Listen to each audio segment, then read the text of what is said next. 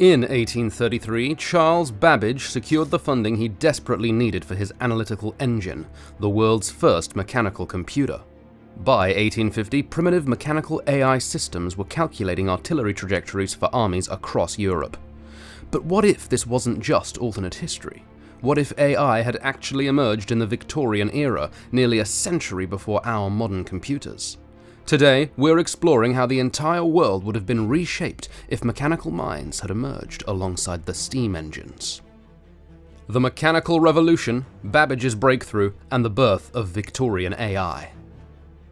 In 1842, Charles Babbage stood before the British government officials requesting £17,000 to build his analytical engine. In our timeline, they denied his funding and the project stalled. But what if they hadn't? What if that fateful meeting had gone differently, and the Victorian era had witnessed the birth of mechanical computing decades before our world did? Babbage's analytical engine wasn't just ahead of its time, it was revolutionary.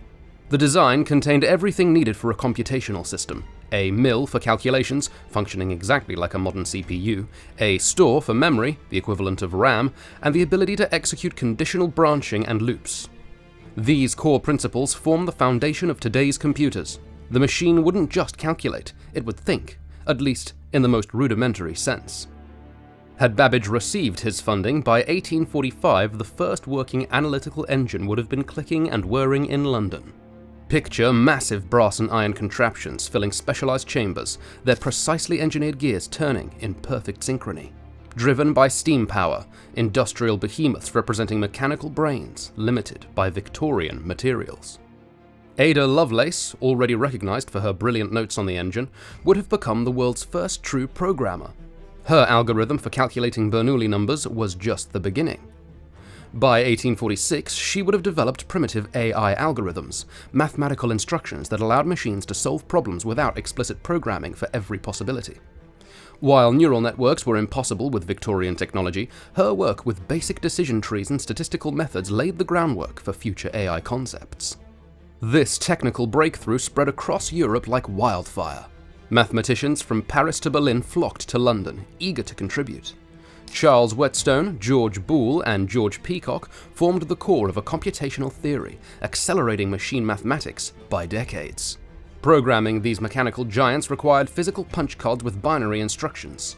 Teams of specialized workers, predominantly women already employed as computers in mathematics, created the first programming profession by the 1840s rather than the 1940s. By 1850, these primitive systems transformed science and administration. Weather prediction improved as mechanical minds processed readings from across Britain's empire. Census data, previously taking years to analyze, computed in weeks. Mathematical problems that had stumped humans for centuries fell before machine logic. Governments quickly found applications. The Treasury optimized tax collection, the Admiralty improved ship design, and colonial administrators tracked resources with unprecedented precision. By 1855, a global computational race had emerged. France established its Bureau de Calcul Mathématique. Prussia's König Wilhelm Reichenant filled a Berlin city block. Russia founded the Imperial Computational Institute, and even the Ottoman Empire invested in a computational bureau. Each facility housed specialized thinking machines, constantly in operation. Mechanical minds at war, AI's influence on 19th century conflicts. While European nations had been building their mechanical thinking machines for bureaucratic purposes, no one anticipated that the first true battlefield test would happen on American soil. What if I told you that the American Civil War wasn't just a conflict over slavery and states' rights, but also the world's first computational warfare experiment? When Fort Sumter fell in April 1861, the Confederate Army unveiled something unprecedented: battlefield analytical engines that transformed the nature of combat itself. The Confederacy's early military successes stemmed from a technological edge nobody saw coming.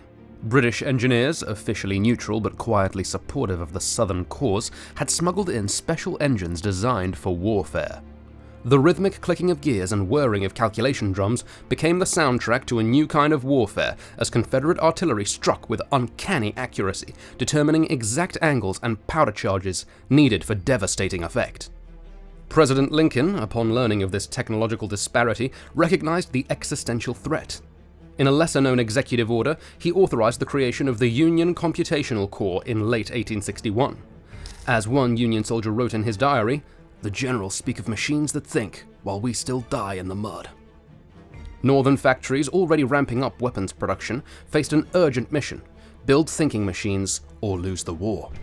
Military historian James McPherson captured this moment of crisis. The initial Confederate advantage in computational warfare compelled an unprecedented mobilization of Northern manufacturing to develop competing mechanical systems. What followed was perhaps the first technological arms race of the industrial age, with both sides racing to develop more sophisticated analytical engines. The machines transformed traditional command structures. A new military rank emerged: the computational officer. These mathematicians turned warriors never fired a shot, yet determined battle outcomes. Their growing influence created tension in military hierarchies, built on seniority and battlefield experience rather than mathematical prowess. These war machines stripped away romantic notions of combat. Generals fed variables into gears and levers, receiving calculated possibilities in return. When human commanders ignored the machine's recommendations, they often watched their men fall in precisely the patterns the analytical engine had predicted. European observers watched in horror as America became a testing ground for this new form of warfare. By 1865, the military potential of mechanical AI was undeniable. Prussia's Helmuth von Moltke integrated computational systems into his command structure by the 1870s, contributing significantly to Prussia's victories over Austria and France, reshaping the European balance of power. The transformation was swift. By 1880, every major military had established its mechanical computational corps. Battlefield analytical engines had become as essential as artillery and infantry, fundamentally altering warfare decades before World War I. The global machine, colonial expansion, and social revolution in the age of mechanical intelligence. As European powers consolidated their colonial holdings in the late 19th century, mechanical intelligence became their most valuable tool. The same computational minds that had revolutionized warfare found new purpose in extracting wealth from distant lands. By 1885, the colonial offices in London, Paris, and Berlin had installed massive analytical engines in outposts across Africa and Asia, creating a network of mechanical administrators that would reshape the relationship between colonizer and colonized. These colonial machines created comprehensive databases of native populations, categorizing people by tribe, productivity, and perceived loyalty to imperial rule. In the Belgian Congo, mechanical intelligence optimized rubber quotas down to individual villages, determining precisely how much each community must produce or face severe consequences. Similar systems appeared throughout colonial territories. British India's computational networks determined regional crop allocations, while Dutch machines in Indonesia tracked spice production with ruthless efficiency. Imagine being a Congolese village elder watching colonial officials input your community's data into these strange mechanical systems, knowing the machine's calculations would determine your people's fate for months to come. For many colonized peoples, these machines became symbols of imperial control.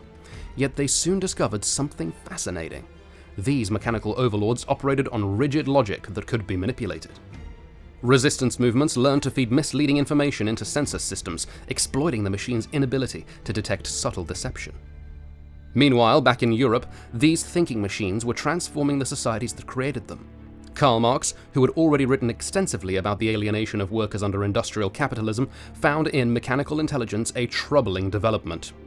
"These thinking machines represent the final stage in the exploitation of workers," he wrote, "replacing not just their hands, but their minds." Yet Marx also recognized a revolutionary potential. Properly controlled, these machines might liberate workers from drudgery. The late 1880s saw mechanical intelligence move beyond government and military applications into the commercial sphere. Thomas Edison and Nikola Tesla, already rivals in electricity, soon battled over computational philosophy. Edison championed centralized corporate-controlled machines, while Tesla advocated for democratic machines, smaller devices that would empower individuals rather than corporations. As these machines spread, the working classes grew increasingly fearful. Factory workers and clerks watched as mechanical minds took over their jobs. Acts of sabotage became common, punch cards damaged, gears jammed, as workers fought to protect their livelihoods. Yet, mechanical intelligence created unexpected opportunities. Women, already established as human computers, found themselves ideally positioned to program these new thinking machines. By 1890, women comprised over half of all computational engineers, their expertise making them indispensable. This newfound economic leverage accelerated the suffrage movement as women programmers used their positions to advocate for political rights. The machines also sparked profound philosophical debates about the nature of mind and the possibility of mechanical consciousness, themes that would emerge in our lifetime only decades later. Conclusion. As our alternate history closes, we're left with a sobering thought. Had mechanical AI emerged in the 19th century, our technological timeline would have accelerated dramatically, but at what cost? The machines would have amplified the darkest tendencies of the Victorian era: more efficient wars, algorithmic colonial control, and deeper social divisions. This wasn't just about gears and punch cards, but reveals something fundamental. No innovation exists in a vacuum. These steam-powered thinking machines would have been shaped by the imperial ambitions and power structures of their time. That's the lesson for today.